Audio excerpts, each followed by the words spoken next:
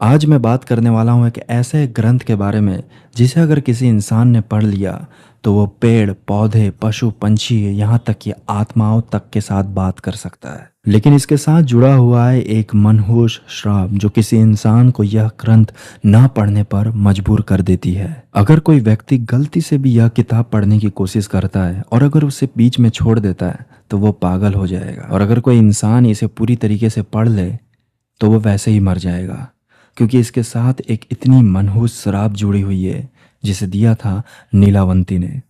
आखिर कौन है ये नीलावंती? आखिर इसने यह श्राप क्यों दिया? दोस्तों, इस वीडियो में हम पूरी कहानी जानेंगे, तो वीडियो में बने रहिए। चलिए शुरू करते हैं। नीलावंती नीलावंती का जब जन्म हुआ था तब उसकी माँ की मृत्यु हो गई थी। तब उसके पिताजी थे जो उसका पालन पोषण किया करते थे। जैसे जैसे नीलावंती बड़ी हो रही थी वैसे वैसे उसके पिताजी की जो चिंताएं थी वो बढ़ती जा रही थी। चिंताएं इसलिए बढ़ रही थी क्योंकि नीलावंती जो है वो आम बच्चों की तरह दूसरे बच्चों लोग के साथ नहीं खेला करती थी, ना उनके पास जाकर बैठा करती थी। वो तो पूरा दिन और रात जानवरों के बीच जाकर बैठ जाती थी और ऐसा लगता था मानो वो उनसे बात कर रही हो। जानवर भी उसके पास आकर बैठ जाते थे और उसके साथ बातें करते थे। और उसके कुछ समय बाद नीलावंती 8 वर्ष की हो जाती है और 8 वर्ष के बच्चे बोलने लगते हैं। तो नीलावंती अपने पिताजी से यह कहा करती थी कि पिताजी, इन जानवरों को काफ़ी चोट लगती रहती है। वह मुझसे आकर कहते हैं कि उन्हें कहाँ कहाँ चोट लगा था। वो देखिए, वह सांप, उसके पीछे कमर पर काफ़ी जोर से चोट लगी हुई है। तब उसके पिताजी यह सब सुनकर थोड़ा शॉक हो जाते थे कि यार, ऐसा कैसे हो सकता है कि जानवर इससे कैसे बात कर सकते हैं। नीलावंती की ये सब बातें सुनकर उसके पिताजी हर वक्त चिंतित में रहते थे। उसके 10-12 साल के बाद नीलावंती जब 16-17 साल की हुई तब उसके पिताजी की भी मृत्यु हो गई। नीलावंती अब अकेली हो चुकी थी। एक रात की बात है, जब नीलावंती सो रही थी तब उसकी आंख अचानक खुलती है। उसने देखा सामने, तो उसके सामने एक चुड़ैल खड़ी थी। उसे देखकर नीलावंती काफ़ी शॉक हो जाती है, क्योंकि नीलावंती को नॉर्मली जो है आत्माएं तो दिखती रहती थी मगर कभी भी इतने करीब से नहीं दिखी थी।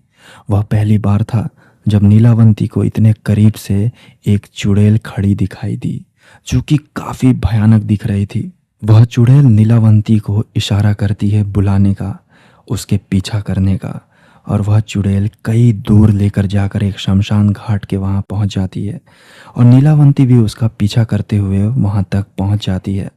और वह चुड़ैल नीलावंती को कुछ ऐसे मंत्र बताती है जिससे कि वहाँ पर और भी कई सारे आत्माएं इकट्ठा हो जाते हैं। नीलावंती को समझ आ चुका था कि यह मंत्र पढ़ने से आत्माएं करीब आती है।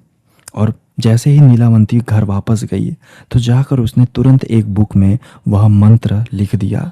अगली रात हुई, फिर से वही चुड़ैल आई और उसे लेकर गई। इस बार उसने सिखाया कि कैसे आत्माओं को अपने काबू में किया जाए।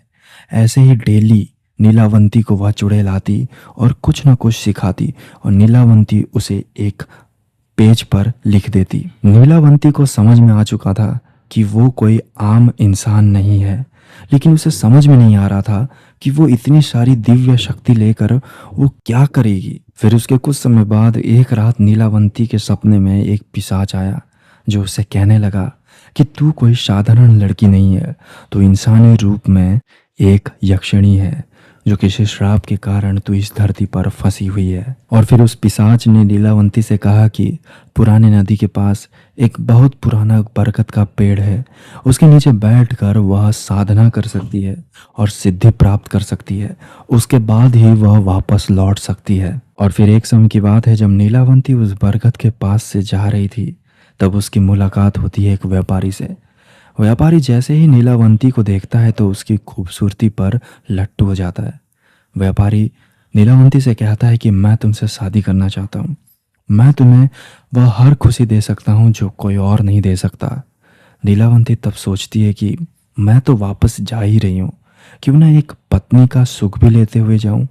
और नीलावंती उससे एक शर्त रखती है कि मैं तुमसे शादी तो कर लूँ, लेकिन मैं रात को बाहर जाऊंगी और जो कुछ भी करूंगी तुम मुझसे कुछ भी सवाल नहीं करोगे। नीलावंती की यह छोटी सी शर्त उस व्यापारी ने मान लिया। उसके बाद नीलावंती और उस व्यापारी की शादी हो गई। नीलावंती हर रात को अपने घर से बाहर निकलती और उस बरगद के पेड़ के नीचे जाकर बैठ जाती और साधना करती। ऐसा उसने कई दिनों तक किया। मगर एक समय की बात है, जब नीलावंती हर बार की तरह साधना कर रही होती है, उसी समय कोई गांव वाला आकर वह चीज देख लेता है। उसे ऐसा लगता है कि यह तो डायन है। वह ऐसा इसलिए समझता है क्योंकि नीलावंती उस साधना के प्रक्रिया में जानवरों की बलि तक भी दे देती थी और यही चीज उस गांव वालों ने देख लिया।